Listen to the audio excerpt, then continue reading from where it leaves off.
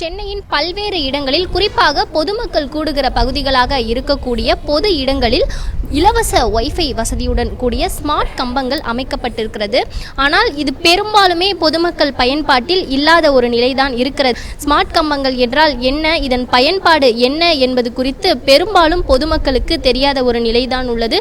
குறிப்பாக இந்த ஸ்மார்ட் கம்பங்களை பொறுத்தவரையில் இது சென்னையின் பல்வேறு பொது இடங்களில் அமைக்கப்பட்டிருக்கிறது. சென்னையில் கிட்டத்தட்ட ஒரு 50 இடங்களில் இந்த ஸ்மார்ட் கம்பங்கள் அமைக்கப்பட்டிருக்கிறது.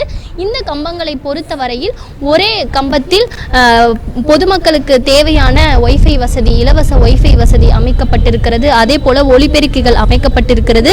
பொதுமக்கள் வரக்கூடிய பொதுமக்களை கண்காணிப்பதற்கான கேமரா அமைக்கப்பட்டிருக்கிறது.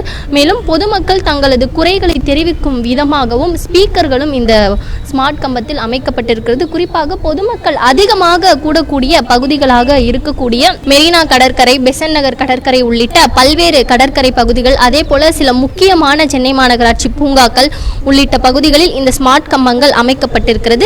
இதன் மூலம் பொதுமக்கள் தாங்கள் செல்லக்கூடிய பகுதியில் ஏதாவது குற்ற சம்பவங்கள் நடைபெற்றாலோ அல்லது இவர்களுக்கு இடையூறு ஏற்படக்கூடிய ஏதாவது பிரச்சனை ஏற்பட்டாலும் கூட பொதுமக்கள் இந்த ஸ்மார்ட் கம்பங்கள் மூலமாக தங்களுடைய குறைகளை தெரிவிக்கலாம். பொதுவாகவே பொதுமக்கள் அதிகமாக ஒரு இடத்தில் கூடுகிறார்கள் என்றால் நிச்சயமாக அந்த இடத்தில் ஏதாவது ஒரு அசம்பாவித சம்பவம் நடைபெறுவதற்கு வாய்ப்பு இருக்கிறது.